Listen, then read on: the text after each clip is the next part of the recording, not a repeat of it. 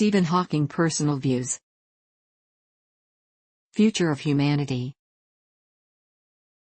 In 2006, Hawking posed an open question on the internet: in a world that is in chaos politically, socially and environmentally, how can the human race sustain another 100 years?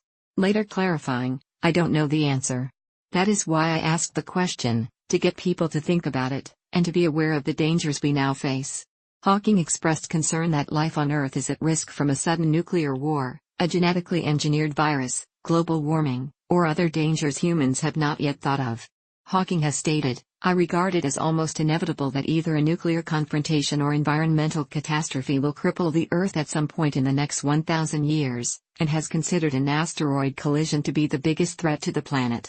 Such a planet-wide disaster need not result in human extinction if the human race were to be able to colonize additional planets before the disaster. Hawking viewed spaceflight and the colonization of space as necessary for the future of humanity. Hawking stated that, given the vastness of the universe, aliens likely exist, but that contact with them should be avoided. He warned that aliens might pillage Earth for resources. In 2010 he said, if aliens visit us, the outcome would be much as when Columbus landed in America, which didn't turn out well for the Native Americans. Hawking warned that superintelligent artificial intelligence could be pivotal in steering humanity's fate, stating that the potential benefits are huge. Success in creating AI would be the biggest event in human history.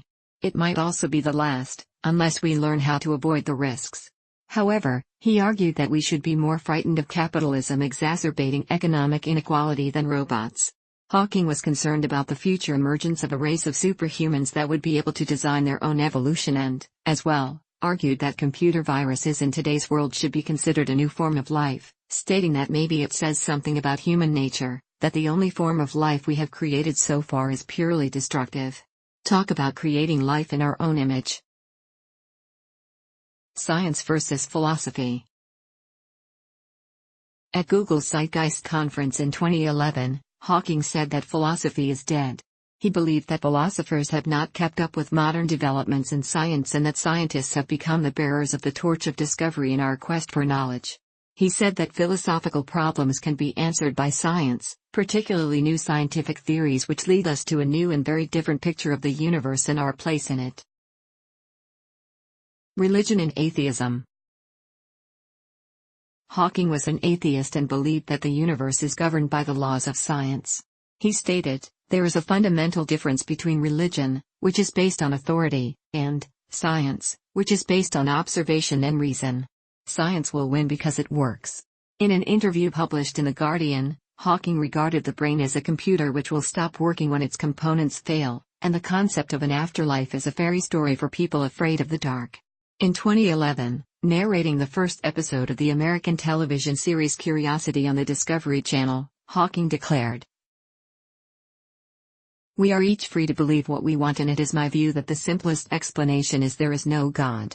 No one created the universe and no one directs our fate.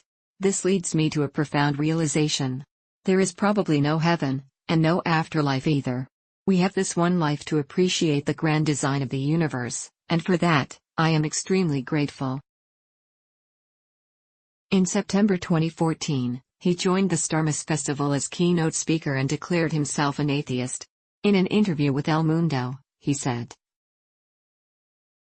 "Before we understand science, it is natural to believe that God created the universe. But now science offers a more convincing explanation. What I meant by we would know the mind of God is, we would know everything that God would know, if there were a God, which there isn't. I'm an atheist." In addition, Hawking has stated, "If you like, you can call the laws of science God, but it wouldn't be a personal God that you would meet and put questions to." Politics. Hawking was a long-standing Labour Party supporter. He recorded a tribute for the 2000 Democratic presidential candidate Al Gore, called the 2003 invasion of Iraq a war crime, supported the academic boycott of Israel, campaigned for nuclear disarmament, and supported stem cell research, universal health care, and action to prevent climate change. In August 2014, Hawking was one of 200 public figures who were signatories to a letter to The Guardian expressing their hope that Scotland would vote to remain part of the United Kingdom in September's referendum on that issue.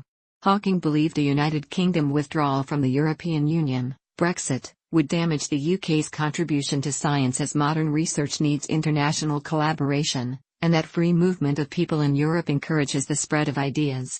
Hawking was disappointed by Brexit and warned against envy and isolationism. Hawking was greatly concerned over healthcare, and maintained that without the UK National Health Service, he could not have survived into his 70s. He stated, "I have received excellent medical attention in Britain, and I felt it was important to set the record straight. I believe in universal health care. And I am not afraid to say so." Hawking feared privatization.